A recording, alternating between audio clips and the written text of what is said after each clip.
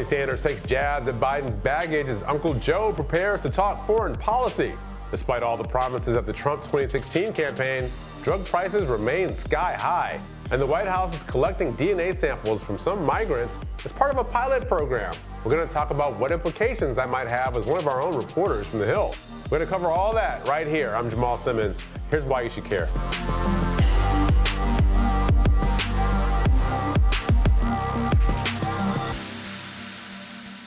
Time for a 2020 update. Senator Bernie Sanders has been highlighting the, quote, baggage in Vice President Joe Biden's record for days now.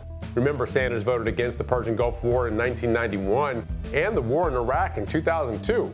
Vice President Biden was against the first Gulf War also, but he voted for the 2002 war in Iraq.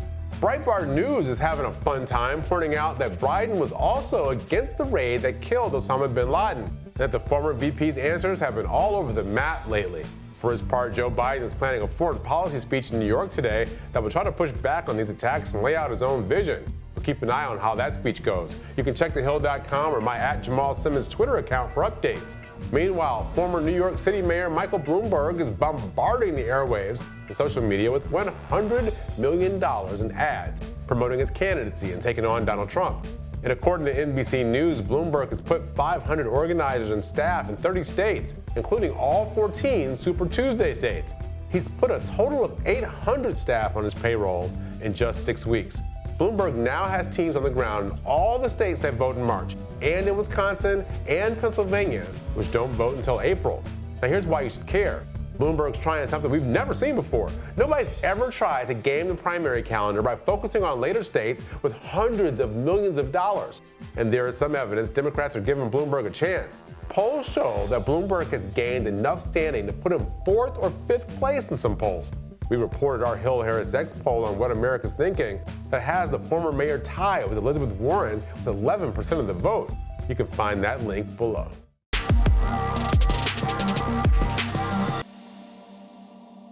One of President Trump's promises included lowering drug prices by the 2020 election.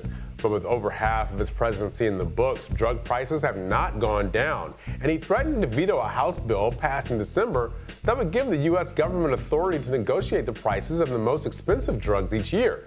The bill's been introduced, but the majority Republican Senate hasn't taken it up. Meanwhile, Americans continue to pay top dollar for their medications, and a new analysis finds the price of several drugs will increase this year. Health data analysis firm 3Axis Advisors found that 12 pharmaceutical companies, including giants like Pfizer, GlaxoSmithKline, Allergan, Biogen, will boost the prices of approximately 450 different medicines.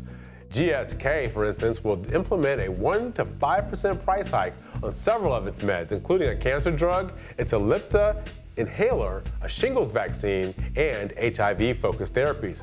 This is just one example among many of the increases patients can expect to pay in the new year. Now, why should you care about this? The Trump administration did propose a rule last week to bring in medications from Canada as a way to provide Americans with lower-cost alternatives.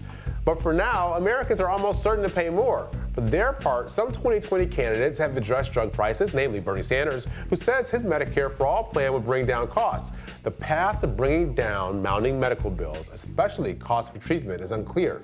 What isn't, however, is the fact that many Americans are foregoing refilling prescriptions because they simply can't afford it. We're talking chronic illnesses left untreated and the further deterioration of American lives. Surely, we can all do better.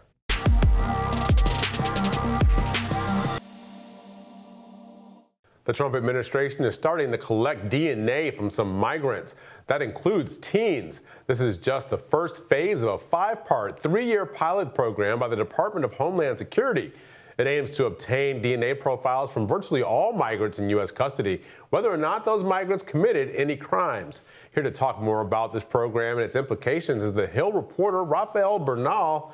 Rafael, thank you for joining us on this really important topic. Thanks for having me. Okay, can you explain to us what the parameters of this pilot program are? Well, the first part is just going to be applied in 2 locations in Detroit and the northern border, and Eagle Pass across from Piedras Negras, Mexico, a very small, relatively small border crossing down there. And it's going to be implemented by the Border Patrol in the north and by Customs and Border Protection in the south.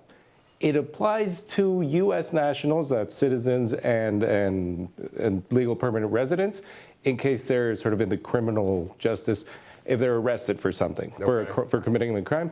And citizens and green card holders, if they are arrested for a criminal offense. Yeah, if they have an outstanding warrant or something along those lines, if they're in the criminal justice process. To migrants, it only applies to those who are detained by the United States. So this doesn't mean somebody who's asked to go into secondary revision. There's often confusion with that point. Okay. And it causes a lot of problems for CBP. It's people who are detained who either enter the country illegally, who are deemed, that they didn't have permission to enter the country. It turns out their visa was, expired or whatever, or the border agents decide that this person's not coming in. So you could be detained for being a suspected terrorist, let's say. Yeah. And then also detained for having your visa, be expired. Or simply for asking for asylum. You enter detention by asking for asylum and entering U.S. territory. And you'd have to undergo the same examination for a cheek swab. Yeah. Of your DNA.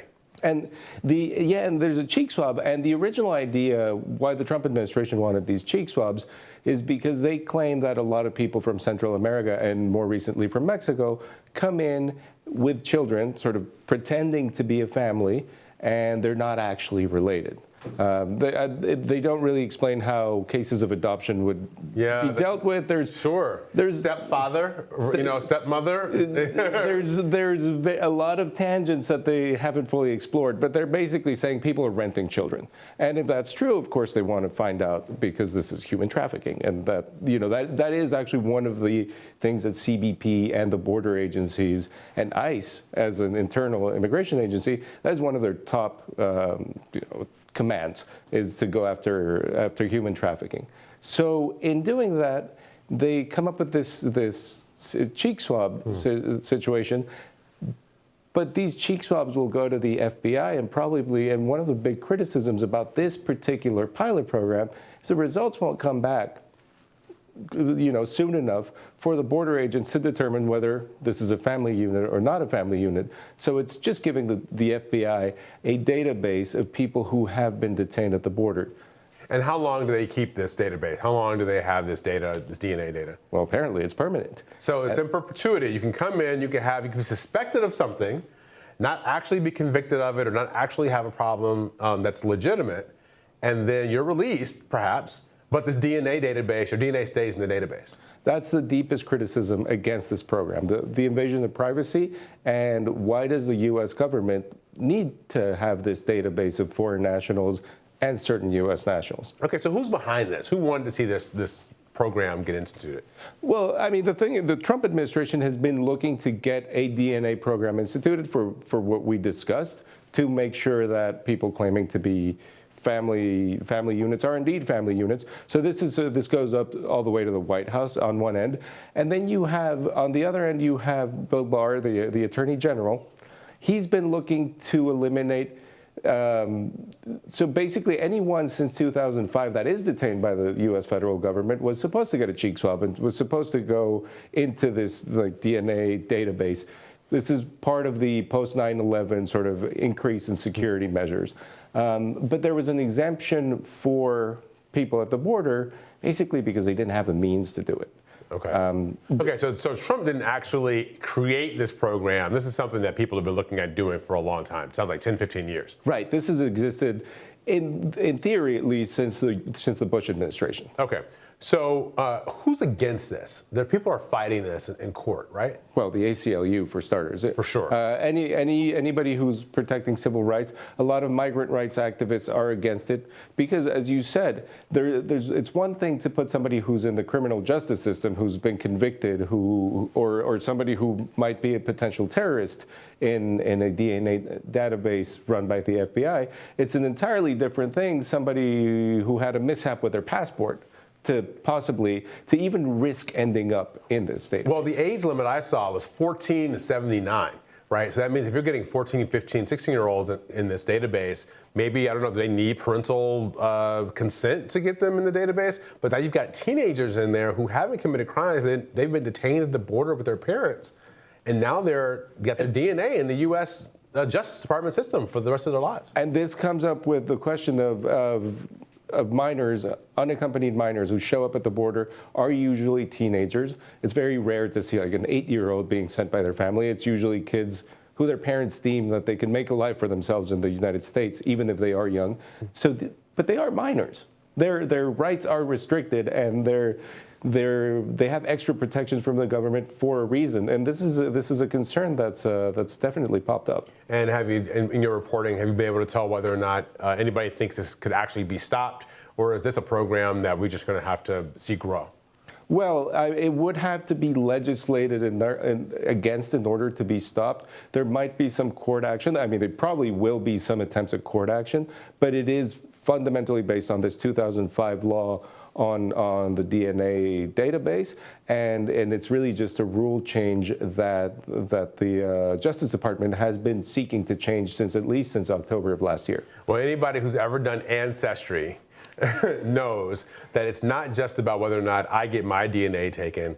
It's if somebody in my family does it, I could be circled with those people in the family. So it's not just the people who are being swabbed at the border. You are now getting information about entire family units, whether they've been kept or not. This is true. I have a new relative from one of those systems. Yeah. All right. Thanks a lot for being here, Rafael. Thanks for having me. Appreciate it. Thanks for watching Hill TV on YouTube. Be sure to click subscribe and hit the bell so you know when we post new videos. And head to thehill.com for all the latest political news.